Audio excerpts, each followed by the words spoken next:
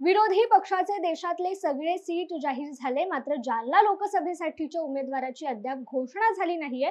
मात्र महाविकास आघाडीचा उमेदवार आता येऊ शकतो, कारण त्याची आणि माझी भेट झाली आहे, असं रावसाहेब दानवे म्हणाले। ते जालन्यातल्या भोकरदन येथे आयोजित पदाधिकारी आढावा बैठकीत बोलत होते। महाविकास आघाडीकडून काँग्रेस नेते डॉक्टर कल्याण काळे यांच्या नावाची लोकसभा उमेदवार म्हणून जोरदार चर्चा होत आहे। त्या अनुषंगाने दानवे यांनी 2009च्या निवडणुकीची आठवण सांगितली। पाहुयात काय म्हणाले तर रावसाहेब दानवे।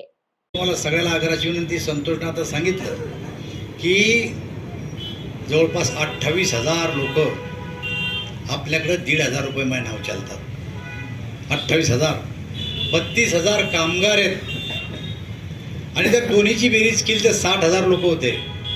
60,000 गुणले 5 मतं जर दिले तर 3 लाख मतं होतात। काही फुडतूट धडा एखाद्या धंद्यातले आपण काही डबल झाले असतील, कामगारच तो संजय स्वावलंबनचा हे असू शकतो।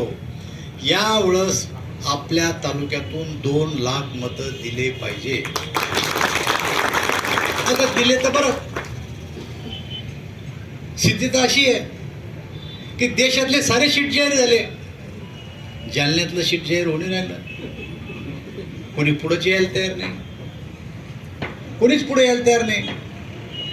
आता कदाचित कोणी येऊ शकतो, कारण त्याची माझी भेट झाली म्हणून त्याची येत नव्हता। त्याची माझी भेट झाली, त्यांना सांगितलं मी की या तुम्ही, काही फरक नाही पडणार। पण काही लोकांच्या डोक्यात 2009ची निवडणूक डोक्यातून काढून टाका, फाईट झालती।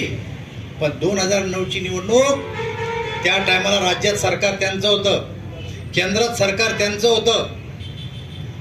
जी लोकसभेत 3 आमदार त्यांचे होते, फुलंब्री, सिल्लोड आणि जालना। आपला फक्त एकच खासदार होता। काँग्रेसनं काही कर्ज माफ केलं होतं। देशभर हवा खराब होती, आम्ही 22 खासदार होतो, 9ला फक्त 8 खासदार निवडून आलो। देशात हवा खराब असताना जालना लोकसभा जिंकला आपण त्या टायमाला। अरे आता केंद्रात सरकार आहे, राज्यात सरकार आहे आणि मोदीचे कार्यकर्ते सगळे ठीक आहे। आता पहिली भाजपने आली, मोदीची भाजप आहे। अरे त्यामुळं आता लोकांच्या मनामध्ये एकच गोष्ट आहे की यावेळेस देशाचे प्रधानमंत्री हे नरेंद्र मोदी झाले पाहिजे। काही लोकांना भीती घातली जाते, आमचे मुसलमान बांधव बसले ते काही। मी लहानपणी भाषण ऐकत होतो काँग्रेसवाल्यांचे, अगर इस देश के प्रधानमंत्री अटल बिहारी वाजपेयी बन गए तो तुमको पाकिस्तान में जाना पड़ेगा।